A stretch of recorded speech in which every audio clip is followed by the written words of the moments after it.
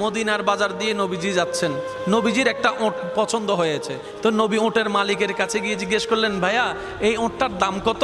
ওই দামাদামি হলো, নবী সে দামে কিনতে রাজি হলেন, কিন্তু নবীর কাছে তখন অর্থ ছিল না। তখন নবীজি ওনাকে বললেন, আপনি আমাকে ওঁটটা দেন, আমি এখনো গিয়ে আপনার সেই প্রাপ্যটা পাঠিয়ে দিচ্ছি। ওঁটের মালিক ওনাকে ওঁটটা দিয়ে দিলেন।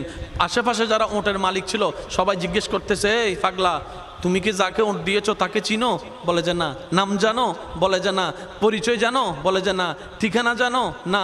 তো তুমি যে ওঁটটা দিয়ে দিলা, উনি যদি ওঁটের টাকাটা না ফাটায় তখন তো তুমি লসের মধ্যে চলে যাবা। সে ওঁটের মালিক বলে, এত সুন্দর নুরানি চেহারাওয়ালা কখনো বাটপার হতে পারে না, কখনো চিটার হতে পারে না, কখনো মিথ্যুক হতে পারে না। ওনার চেহারা দেখেই তো আমি ওঁট বিক্রি করার আগে মনটাই বিক্রি করে দিয়েছি, মনটাই বিক্রি করে দিয়েছি, মনটাই বিক্রি করে দিয়েছি। তোমরা যাই বলো, আমার মন বলে উনি আসবেই আসবে, টাকাটা পাঠাবেই পাঠাবে। এই কথা বলতে না বলতে কিছুক্ষণ পরে নবীজির একজন সাহাবা এসে বলছেন, একটু আগে একজন ওট নিয়ে গিয়েছেন, কাছ থেকে ওটের মালিকটাকে একটু দেখতে চাই। উনি বলে যে আমার থেকে।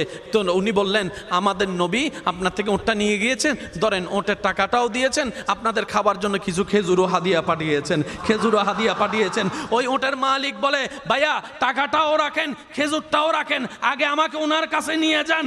আমি ওট বিক্রি করি নাই, আমার দিলটাই